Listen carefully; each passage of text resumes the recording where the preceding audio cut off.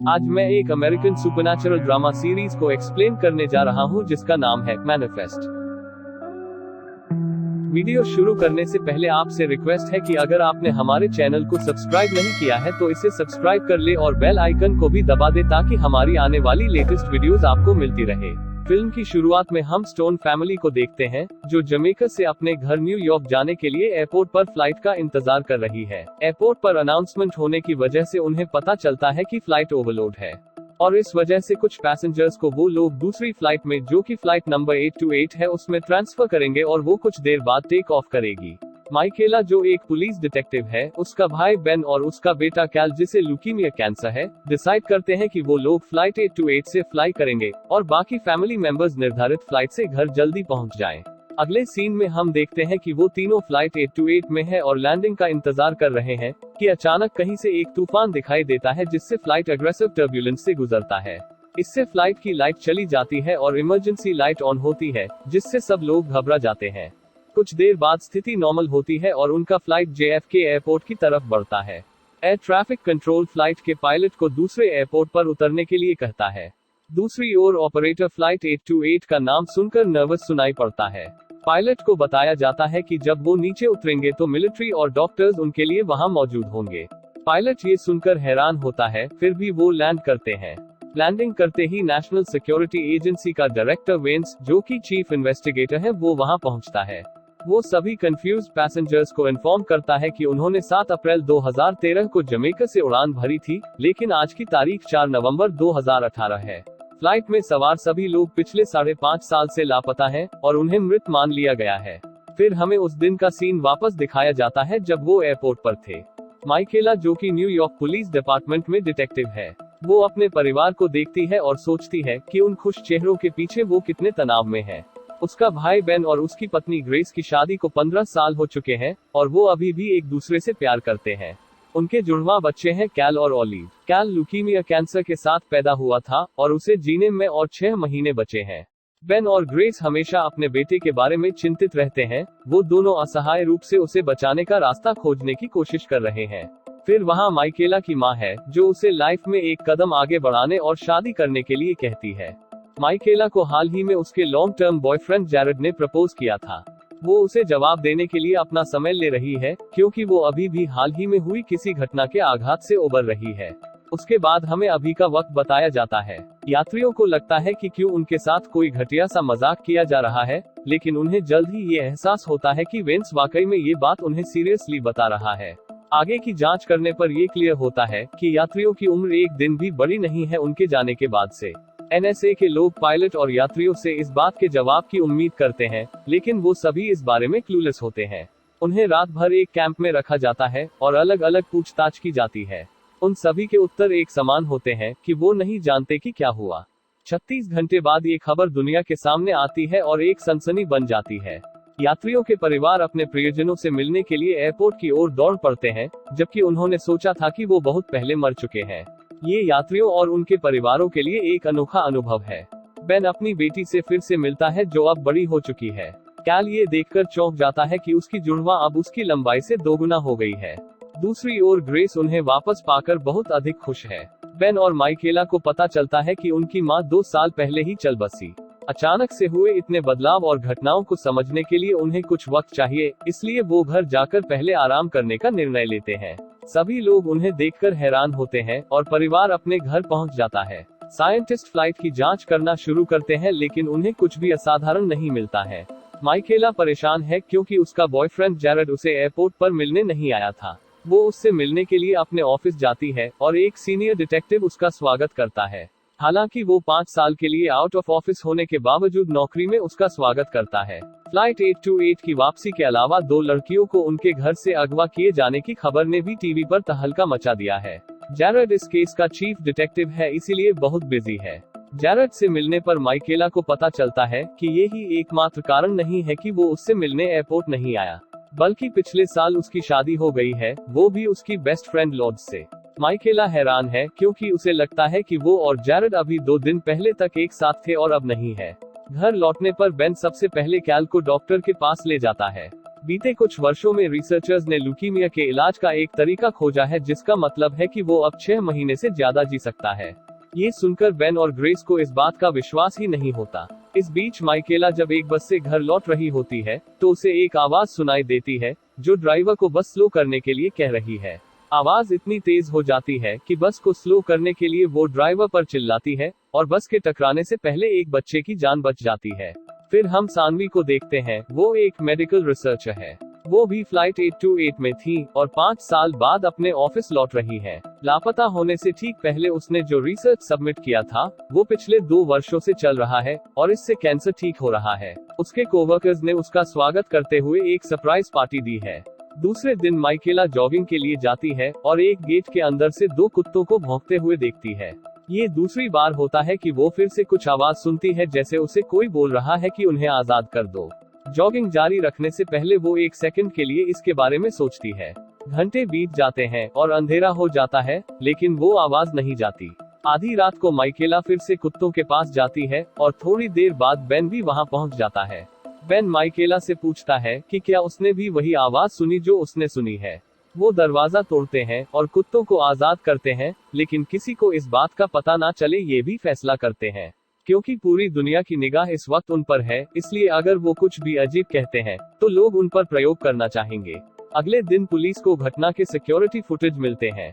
माइकेला को परेशानी से दूर रखने के लिए जैरड उससे पर्सनली सवाल करता है कि उसने उन कुत्तों को क्यों आजाद किया, लेकिन माइकेला के पास इसका कोई जवाब नहीं होता। वो कुत्तों को ढूंढकर उनके मालिक के पास जाने का फैसला करते हैं। जैसे ही माइकेला कुत्तों के करीब आती है उसे फिर से आवाज सुनाई देती है जो कि उन्हें आजाद करने के लिए कह रही है। जैरड कुत्तों के मालिक से मिलकर उससे पूरी सिचुएशन को एक्सप्लेन करता है, लेकिन माइकेला आती हुई आवाज की वजह से फोकस नहीं कर पाती है। वो अपने प्योर इंस्टिंक्ट से एक दरवाजा तोड़ती है और अंदर 2 लड़कियों को पाती है जिनका कुछ दिन पहले किडनैप हुआ था। वो आवाज उससे कह रही थी कि कुत्तों को नहीं, उन लड़कियों को आजाद करो। जैरड यह देखकर हैरान है, लेकिन उसके पास ये समझने का समय नहीं है कि क्या हुआ, क्योंकि उसे किडनैपर को गिरफ्तार करना है। पुलिस फोर्स मानती है कि माइकेला नौकरी ज्वाइन करने के लिए अब तैयार है, क्योंकि उसने लौटने के बाद तुरंत ही केस सॉल्व कर दिया। वो उसे काम पर आने देते हैं, लेकिन उसे कुछ दिनों के लिए डेस्क ड्यूटी पर रखते हैं। इस बीच बेन ओलिव के साथ अपने रिश्ते को सुधारने की कोशिश करता है और उसका फुटबॉल मैच देखने जाता है ताकि वो अपने आप को अकेला ना महसूस करे। वो अपने रिश्ते की शुरुआत फिर से करते हैं, क्योंकि कैल और बेन के लापता होने के बाद ओलिव को लंबे अरसे तक बहुत सी थेरेपी से गुजरना पड़ा था। बेन और उसकी फैमिली एक साथ बोर्ड गेम खेल रहे हैं। इतने में ग्रेस को उसके बॉयफ्रेंड का मैसेज आता है कि वो उसे मिस कर रहा है। बेन की वापसी से पहले वो एक आदमी के साथ रिलेशन में थी, लेकिन बेन से ये बात बताने की उसमें अभी तक हिम्मत नहीं है। फ्लाइट के कुछ यात्रियों को हल्का सिरदर्द होता है और उनके दिल में तुरंत एयरपोर्ट जाने की इच्छा होती है। जब वो एयरपोर्ट पहुंचते हैं तो एक दूसरे को देखकर चौंक जाते हैं, ये जानकर कि उन सभी ने एक जैसी फीलिंग को महसूस किया। अचानक वो फ्लाइट बिना किसी संकेत के उनके सामने एक्सप्लोड हो जाता है। जब नेशनल सिक्योरिटी को पता चलता है कि 20 यात्री एयरपोर्ट पर मौजूद थे तो उन्हें पूछताछ के लिए लाया जाता है। वो सभी एक जैसा जवाब देते हैं कि उन्हें एयरपोर्ट पर आने का मन कर रहा था। 10 घंटे की पूछताछ के बाद उन्हें छोड़ दिया जाता है, लेकिन ऑफिसर्स उन पर कड़ी नजर रखते हैं, ये जानने के लिए कि वो कुछ छिपा तो नहीं रहे हैं। अगली सुबह नाश्ते के वक्त बेन अपने दिमाग में एक स्पेसिफिक धुन बजते हुए सुनता है, लेकिन कोई और इसे नहीं सुनता, तो ये बात उसे उसकी मेंटल कंडीशन पर सवाल खड़ा करती है। बेन और ग्रेस कैल को कीमोथेरेपी के लिए ले जाते हैं, जहां वो सानवी से मिलते हैं। ये पता लगने पर कि वो भी फ्लाइट 828 में थी, वो चौंक जाते हैं और कैल का इलाज उसकी रिसर्च का उपयोग करके ही किया जा रहा है। इस बीच माइकेला ऑफिस जाती है और उसे लॉज दिखाई देती है। वो सबसे अच्छे दोस्त हुआ करते थे, लेकिन इस बार माइकेला उससे बात नहीं करती। ऑफिस में उसे बताया जाता है कि काम पर वापस आने से पहले उसे एक मेंटल फिटनेस टेस्ट से गुजरना होगा। बेन जब एक सिग्नल को क्रॉस कर रहा होता है तब उसे फिर से वही धुन सुनाई देती है, तो वो उसे फॉलो करने लगता है। वो एक स्ट्रीट सिंगर रैड के पास पहुंचता है जो उनके साथ फ्लाइट में था। उसे ये पता चलता है कि रैड ने अपने 13 साल के बेटे को अपने पड़ोसी के पास छोड़ा था जब वो पहली बार फ्लाइट में सवार हुआ था। अब उसे पता चला कि उसका बेटा एडियो जेल में है, लेकिन उस बेचारे को कोई भी उसके बेटे से मिलने नहीं दे रहा है। उस धुन ने बेन को उसके पास बुलाया है, इसका मतलब कि अब उसे रैड की मदद करनी है। NYPD में अपने कनेक्शन का इस्तेमाल करके वो रैड और उसके बेटे की मीटिंग कराता है। उसके बेटे एडियो को एक ज्वेलरी शॉप में चोरी करने के जुर्म में गिरफ्तार किया गया है जिसमें वो काम करता था, लेकिन वो जोर देकर कहता है कि वो चोरी उसने नहीं की। एडियो झूठ बोल सकता है, लेकिन बेन को ऐसा लगता है कि वो सच बोल रहा है। घर पर बेन माइकेला से कहता है कि जो आवाजें उन्हें सुनाई देती है इस बात को ग्रेस से भी वो सीक्रेट रखे। वो नहीं चाहता कि ग्रेस को ऐसा लगे कि वो उस बेन से अलग है जो वो 5 साल पहले था। खासतौर पर इसलिए क्योंकि जब वो दोनों एक साथ अकेले होते हैं तो वो उससे दूरी बनाए रखने की कोशिश करती रही है। अगले दिन ग्रेस को उसके बॉयफ्रेंड का फोन आता है जो उसे बेन को सच बताने के लिए कहता है। जब ग्रेस उसे सिचुएशन समझा रही होती है तभी माइकेला उसकी बातें सुनती है। वो बेन से इस बात को सीक्रेट रखने का वादा करती है और ग्रेस से कहती है कि वो जल्दी डिसाइड करे कि वो क्या करना चाहती है। माइकेला ने एडियो के मामले की छानबीन की और पाया कि सभी सबूत उसके अपराधी होने की ओर इशारा करते हैं, क्योंकि शॉप में जबरदस्ती एंट्री करने का कोई संकेत नहीं है और उसने जॉब पाने के लिए एक फेक आईडी का भी इस्तेमाल किया है। रैड एक बार फिर उससे बात करने जाता है, लेकिन एडियो बार बार जोर देकर कहता है कि उसने चोरी नहीं की। वो रैड से कहता है कि उसने फेक आईडी का इस्तेमाल सिर्फ जॉब पाने के लिए किया था और वो उस जगह चोरी क्यों करेगा जहां उसे बहुत मुश्किल से जॉब मिली थी। ग्रेस कैल के लिए नए खिलौने लाती है क्योंकि उसके पुराने खिलौने उन्होंने दान कर दिए थे, लेकिन वो अपने रॉक कलेक्शन और लेगोस के लिमिटेड एडिशंस को बहुत मिस करता है। ऑलिव बताती है कि उसने ग्रेस की जानकारी के बिना उन्हें एक स्टोरेज में स्टोर करके रखा है। वो और बेन सामान लेने जाते हैं, तब बेन को पता चलता है कि वो स्टोर ग्रेस के बॉयफ्रेंड डैनी का है। अपने पिता से ये बात छुपाने के लिए ऑलिव बेन से माफी मांगती है। इससे पहले कि वो बॉक्सेस को हिला सके, बेन को वो धुन फिर से सुनाई देती है। वो फिर से उस धुन को सुनता है, लेकिन इस बार वो धुन उसके आसपास में कहीं बज रही होती है। वो उस धुन का पीछा करता है तो उसे पता चलता है कि वो धुन उस ज्वेलरी शॉप ओनर के बेटे के मोबाइल के रिंगटोन की है। ये वो है जिसने ज्वेलरी की चोरी की और दोष एडियो पर डाला है। फाइनली एडियो आजाद होता है और रैड उसे बाहर निकलते देखकर बहुत खुश होता है। माइकेला अपना फेसबुक पेज चेक करती है तो उसे पता चलता है कि पिछले कुछ सालों में लॉर्ड्स ने उसे बहुत सारे मैसेजेस किए थे। ये उसे उनकी दोस्ती की याद दिलाती है। वो लॉर्ड्स के घर जाती है और उससे मिलती है और उससे सभी चीजों के लिए क्षमा मांगती है। बेन अपनी पत्नी ग्रेस से उसके लव अफेयर के बारे में उससे बात करता है। वो अपने पति और बच्चे को खोने के दर्द को दूर करने के लिए किसी और के साथ रहने के लिए ग्रेस को दोष नहीं देता। ग्रेस अपने पति के रूप में इस तरह के एक समझदार आदमी को पाकर खुद को बहुत ही भाग्यशाली महसूस करती है। उसके बाद हम केली को देखते हैं जो उन 828 फ्लाइट के यात्रियों में से एक है। जो उनके साथ हुआ उसके बारे में वो टीवी पर इंटरव्यू दे रही है और वो इस घटना के लिए सरकार को जिम्मेदार ठहराती है। फिर रात को जब वो न्यूज देख रही होती है तो कोई उसे गोली मारकर उसकी हत्या कर देता है। कुछ ही घंटों बाद उसके घर पर उसके हत्या की इन्वेस्टिगेशन करने के लिए पुलिस पहुंच जाती है। बेन भी इस न्यूज को देखता है और अपनी फैमिली को अजनबियों से सावधान रहने के लिए कहता है, क्योंकि ये हत्या उन लोगों के फ्लाइट 828 के यात्री होने के संबंध में हुई हो सकती है। बेन को सानवी का फोन आता है जो कहती है कि उसे कैल के खून में एक अनदेखा प्रोटीन मिला है जो उनके वापस आने से पहले मौजूद नहीं था। वो लोग इस बात को राज रखने का डिसाइड करते हैं जब तक कि वो लोग इस पर और रिसर्च ना कर ले। इस कॉल के बाद बेन और माइकेला केली की हत्या की जांच करने के लिए उसके घर जाते हैं, लेकिन उन दोनों को वेंस वहां से बाहर निकाल देता है क्योंकि ये केस फ्लाइट 828 से संबंधित है जो कि नेशनल सिक्योरिटी का केस है। घर के बाहर वो केली के हस्बैंड टेलर से मिलते हैं जो उन्हें बताता है कि केली को कुछ आवाजें सुनाई दे रही थी। इससे पहले कि वो उससे इसके बारे में कुछ और पूछते वो चला जाता है।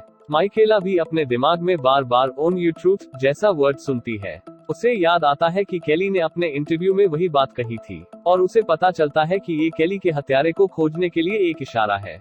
इसके बाद वो और बेन टेलर से बात करने जाते हैं जो अंतिम संस्कार की तैयारी कर रहा होता है। जब टेलर के घर अंतिम संस्कार के लिए गेस्ट आना शुरू होते हैं तो बेन और माइकेला वहां से बाहर निकल जाते हैं। ये घटना माइकेला को उसके फ्रेंड ईवी की मौत की याद दिलाती है। ये बात फ्लाइट के लापता होने से कुछ महीने पहले की है जब माइकेला ईवी के साथ एक कार दुर्घटना में थी। उस दुर्घटना में ईवी की मौत हो गई और माइकेला बच गई, जबकि कार माइकेला चला रही थी और इस बात से वो खुद को कभी माफ नहीं कर पाई है। माइकेला ईवी के माता पिता के घर जाती है और उसकी माँ से मिलती है। पिछली बार जब वो अकेले उनके घर गई थी तो उसके माता पिता ने उसे घर से बाहर निकाल दिया था क्योंकि वो उसे देखना नहीं चाहते थे, लेकिन इस बार ईवी की माँ ने उसे अंदर बुलाया। जल्द ही माइकेला को पता चलता है कि ईवी के माँ की मेंटल कंडीशन ठीक नहीं है। वो अभी भी ईवी को जिंदा मानती है। ईवी का पिता अभी भी माइकेला को ईवी की मौत का जिम्मेदार मानता है। उसके बाद माइकेला ऑफिस जाती है जहां वो जैरेड से मिलती है। केली की मर्डर इन्वेस्टिगेशन में जैरेड को पता चलता है कि केली के पति का डाउनटाउन में एक मॉल है। माइकेला को याद आता है कि केली के बारे में बात करते हुए उसकी नौकरानी ने एक मॉल का जिक्र किया था। वो सोचते हैं कि हो सकता है उस जगह पर जाकर उन्हें अपने बाकी सवालों का जवाब मिल सके। और इसी के साथ ये मूवी यहाँ पर एंड हो जाती है। अगर वीडियो अच्छा लगा हो तो इसे लाइक करें, शेयर करें और साथ में हमारे चैनल को भी सब्सक्राइब करके बेल आइकन को भी दबा दें ताकि हमारी आने वाली लेटेस्ट वीडियोस आपको मिलती रहे।